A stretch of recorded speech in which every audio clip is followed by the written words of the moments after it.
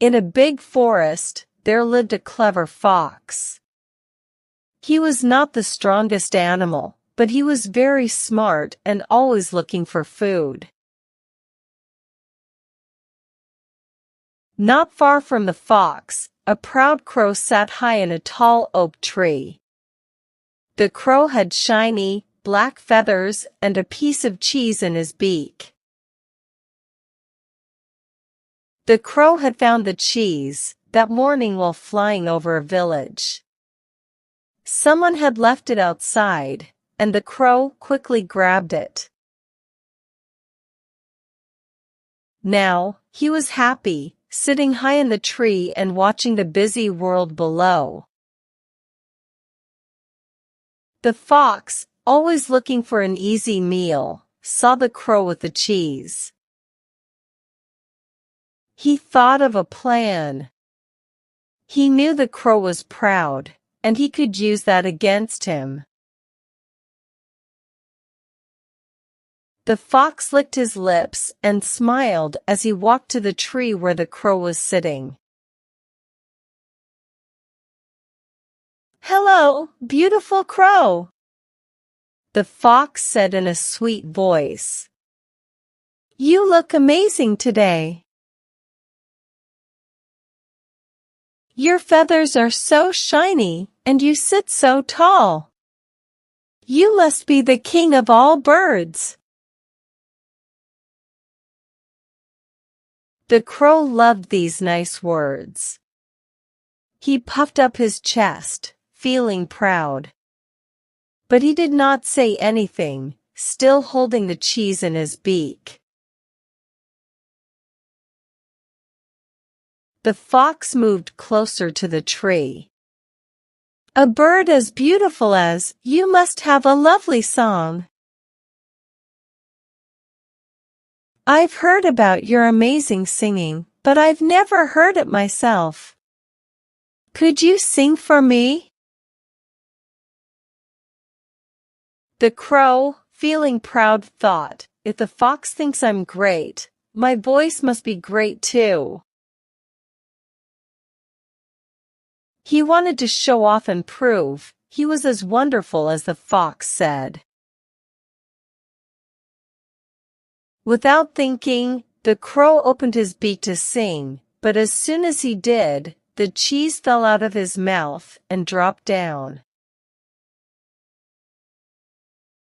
The clever fox quickly caught the cheese before it hit the ground. The crow realized his mistake and squawked in anger, flapping his wings in frustration, but it was too late. The fox, with the cheese in his mouth, looked up at the crow and smiled. "Thank you, dear crow," the fox said, laughing. "I admire your feathers, but it seems you are not as wise as you are beautiful. Remember this, sweet words may feel good, but they can also make you hungry." The fox walked away into the forest, leaving the crow alone, embarrassed and hungry in the tree. The other animals in the forest had watched the event, and whispered among themselves, laughing at how easily the crow had been tricked. As the sun set and the forest grew quiet, the crow sat in his tree, thinking about what happened. He had been so proud that he didn't notice the fox's trick. The crow felt very bad. I have to teach that fox a lesson. The fox used his wits to trick me and steal my food. I'll use my wits too, and teach him a lesson he won't forget," he said to himself. So, the crow started following the fox. Wherever the fox went, the crow quietly followed and sat on a nearby tree branch, watching him. Days passed like this. One day, the fox caught a large prey. He was very happy and sang songs while dancing with joy. The crow saw this as the perfect chance. He quickly flew to the wolf and said, "The fox has caught a very big prey." When the wolf heard this, he rushed to the fox. Growling, the wolf told the fox to give him the prey. The fox knew the wolf was much stronger than him and had no choice but to step back without saying a word. The wolf ate the prey with pleasure and then walked away.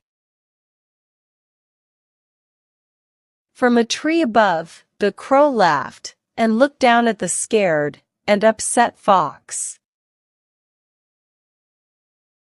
The fox looked up and saw the crow, immediately understanding what had happened.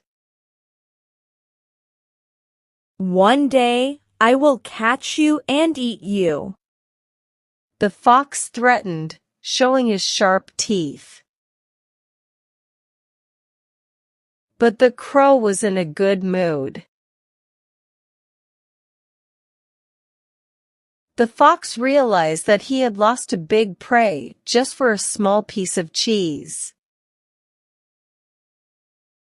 From that day on, the fox learned not to take what belongs to others. The mistake he made became a lesson for all the animals in the forest.